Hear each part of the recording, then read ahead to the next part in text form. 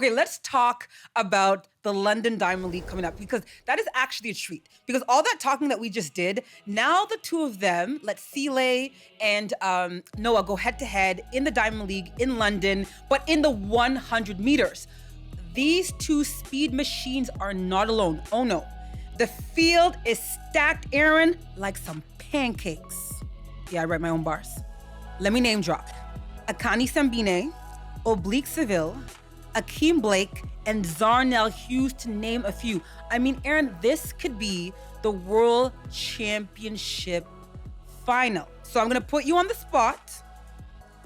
Who wins? And no, you can't pick Kenny. I know he's not on the race, but you still can't pick him. No, I wasn't gonna go with Kenny.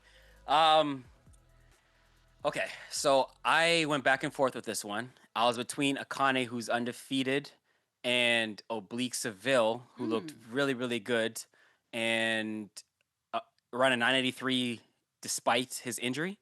So, there's also Zarnell, who's on home. He has home advantage in Great Britain, and ran really well. Ran 991. You're ducking me. Are you ducking me? In his last race. Are you ducking me? You ducking the question? And then of course, you got Akeem Blake. Oh, and of course, Noah, the defending Olympic 100-meter champion. Yeah. I'm gonna go with Akani Simbine. Oh, why? He's undefeated. I feel like we're just talking about psychological advantages, right? And when you're undefeated, when you've beaten everybody who's been thrown at you, including Kashane Thompson earlier this year in China, I just feel like he's on another wave. And he kind of dominated the early part of the season. But where is he now? Oh, I can't find him. Where has he gone? I don't see him. He's gone into hiding, but I think he's been in the trenches, putting in work to make sure he maintains his great form all the way through to Tokyo. And I think after this block, he's going to come out and emerge and be ready. And he's in London, which is a notoriously fast track. He's already ran 990, and I feel like a 9.8's on deck, and I'm not sure that anybody else is going to be able to come with that. Possibly Oblique, but we know Oblique was on home turf when he did it. He ran it in Jamaica, so he's definitely capable of running it in London. I just don't know, especially him rehabbing and having to deal with his injury. I don't know what kind of work he did after the trials to get ready for this race. So, Aaron Brown, I'm using your government again. Where is Noah Lyles finishing? Because to me, you have him in bronze or lower. Yeah, I'll go third. I'll go third. And it's interchangeable. Second place could either be Zarnell or it could be Oblique. I just feel like I'm pegging Noah for that third place finish. And that wouldn't be a bad race for him, especially if he goes like 9.9 low. I think that's right on par with where he's normally at this part of the season. I know he ran 981 last year, but he was a lot sharper.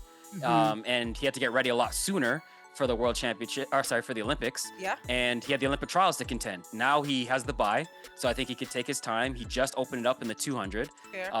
So yeah, I don't feel like he's gonna be super race sharp, ready to run a hot time needed to take off someone, to take down someone like Akani. Can I say, even though we don't always agree, I appreciate your takes because they are very thought out. They are very meticulous. You said what you said, and you don't stand on it. Down. I know. I'm 10 toes down, going back to the 10 theme. 10 toes down. 10 toes down. What'd you say? Diache and Dis. Dis and 5 plus 5, which is 5 plus 5 in French. Get your Duolingo app out, okay? Just keep up. I know. Let's switch gears now. Oh boy. You know what? I need to everyone just woosah, get some sage, because this next take. Here we go. So remember World Relays in May? That's where Jamaica's 4x1 men's team didn't finish the race. Not once, AB. And in case anyone forgot, not twice. Remember, they had multiple mishaps, and Kashane Thompson never touched the baton, not at all, like not one single fingerprint, no trace of his DNA. So basically, they do not have a team qualified for the World Championships in September. But guess what? Jamaica is now sending their A squad to London to try to right that wrong. Who's on it? Kashane, Akeem Blake, Oblique Seville.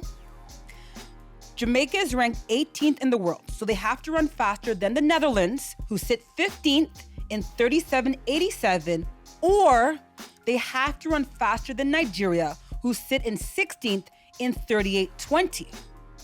Now, what happens if they fail in London, you wonder? Well, it's all over. They're done. It's finished. Just kidding. They are not. They'll have one more chance at the NACAC Championships in the Bahamas in August.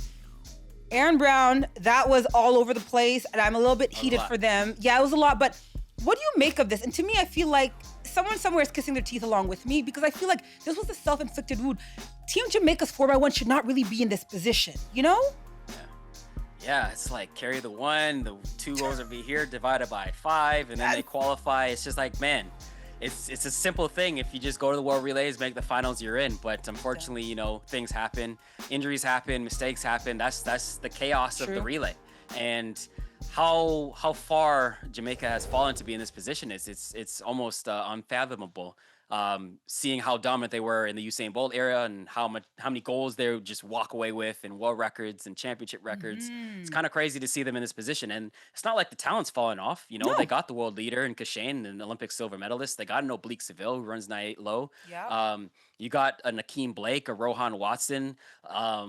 You got a lot of guys. Brian Lavelle, who's emerged this year. Yeah, they got a lot of talent, but that just goes to show that the relay is not just about putting the 4 fastest guys out there and wish it luck. You know, you got to have some strategy. You got to care and put the practice and baton skills together on the day and get it done. And it's not to say that Jamaica doesn't do that. It's just luck hasn't been on their side, and for whatever reason they found themselves in this position.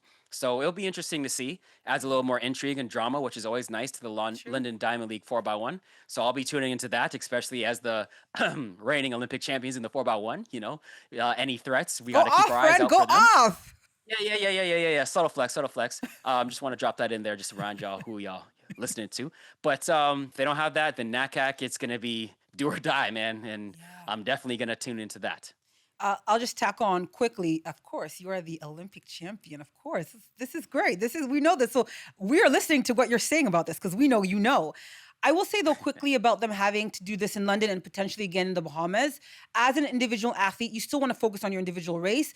This, we have to admit, that can take away, because now you have to factor that in your training, in your travel, and everything. And I know we have 2 months to play with, but if you had just gotten the job done in May, then you wouldn't be in this equation. I just do wonder how much that could distract from them and their legs and their preparation. But, you know.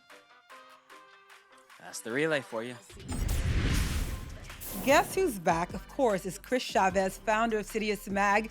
And he's going to help us talk about some of these races happening coming up at the London Diamond League. Chris, what took you so long to come back on our show, sir? Hey, I'm glad to be back. It's like championship season almost, and so excitement is riding high right now. I think as the track season just continues to heat up. But I'm so glad to be back with you guys. Yeah, it's championship time, so we had to do a Avengers roll call, get all our track nerds on trackside to cover the news. But what did you make of our guy Marco Arop's 800 meters this past week in Monaco? You know, he had a different strategy. He went out a little slower than he typically does. Like usually I see him at the front of the pack and then he tries to hold on at the end. This time it seemed like he tried to do a sit and kick strategy. But what do you think he needs to do to beat a guy like Wanyoni, who's just been on fire running 141s and stuff like that? Yeah, it was such a fascinating race because so many people went into it just thinking, okay, like this field, the way it's been assembled and all that kind of stuff, that we might see like the world record go down. And so it was interesting because of how hot that first lap was, that I think what Marco was thinking was that, some of these guys who, took it out so hard are going to come back to me and I'll be able to close hard, which we've seen just kind of in that 800 in Philadelphia. Like he negative split that race and it was very impressive. So he's very clearly strong from all those 1500s that he's been running. And now this was his first like true test of his 800 meter speed. And so it was a little bit of like a miscalculation of just sort of like how much everyone else was going to die ahead of him. And I think it was a good thing because he learned from this performance that you can't just let a guy like Wanyoni get away come the championship season, because he could still hang on and run 141, and there's these other guys who are also threats to be able to run that fast. And so I'm not looking at this as like a bad performance by Marco, but definitely a big one that he's learning from. And next time out, he's racing in London, he'll probably try some different tactics. And then come the Diamond League final, which we got to remember is before the World Championships this time around. That could be potentially like where we see a world record attempt really take another crack at it this year. Let's talk So, about oh, go ahead. Ingebrigtsen and him dropping out of London.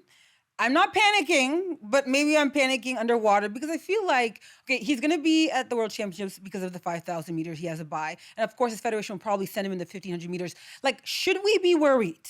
Are you worried? Jakob has some question marks for sure because this is a different Achilles injury than he had last year.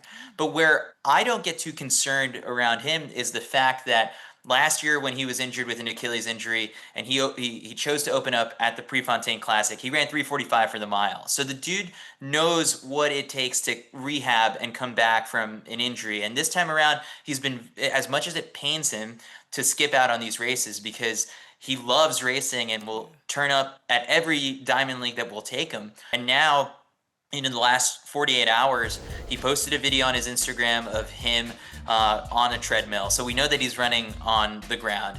And then he posted that he was headed to altitude camp. So it's tough because some people would think, don't run the 1500 and just, go all in on the 5K because you've been away from the event for so long. I think this dude loves both events, particularly the 1500. He's chasing that world title, that he's going to give it his all. And I commend him for that because it's a shorter runway between now and September. It's still 2 months. That's enough time, I think. But being race sharp is something that is lacking so far.